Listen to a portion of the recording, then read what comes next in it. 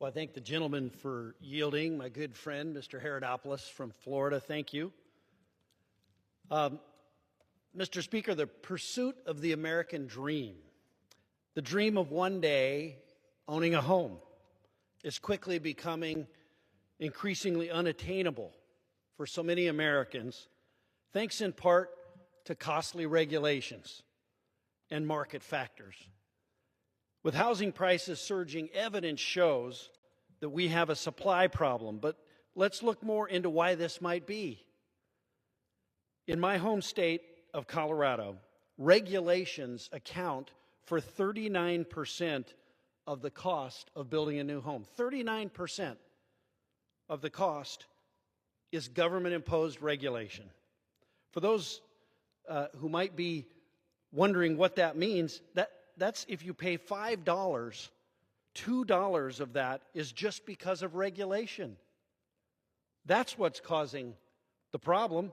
Government should exist to provide order and protection for its citizens. It shouldn't be there with overbearing mandates that make life more difficult and expensive, especially for something as fundamental as property and home ownership.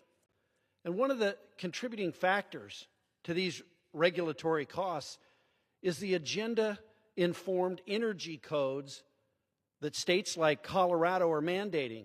They ignore science, and they even push aside stakeholders, builders, the people who actually build the homes and make this American dream.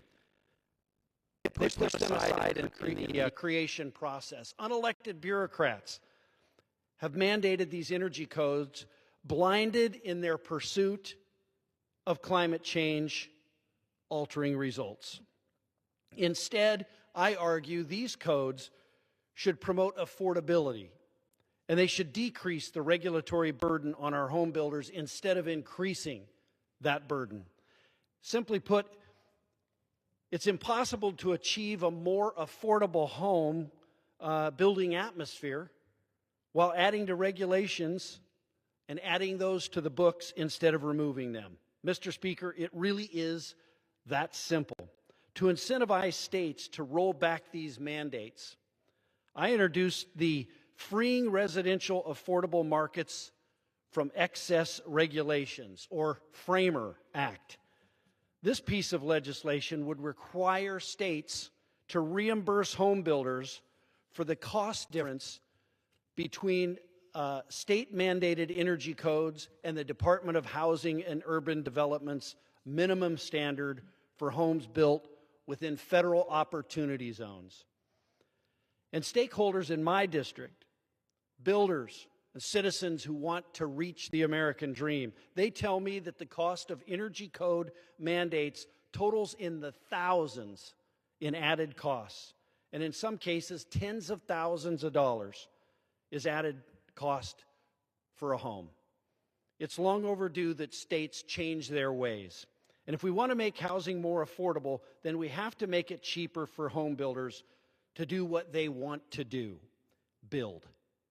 And the only way we can do this is to get the government out of the way and remove these costly regulations that are only increasing the cost of housing across America to help every American realize the American dream.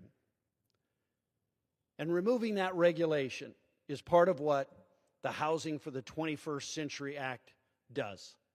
It cuts red tape, and it makes a difference for average Americans. And I am very proud to have supported this piece of legislation. I do hope that the Senate will take this up, get it over to the President so that he can sign it. And with that, I thank my friend from Florida for the time, and I would yield back. Thank you, Mr. Crank, and thank you for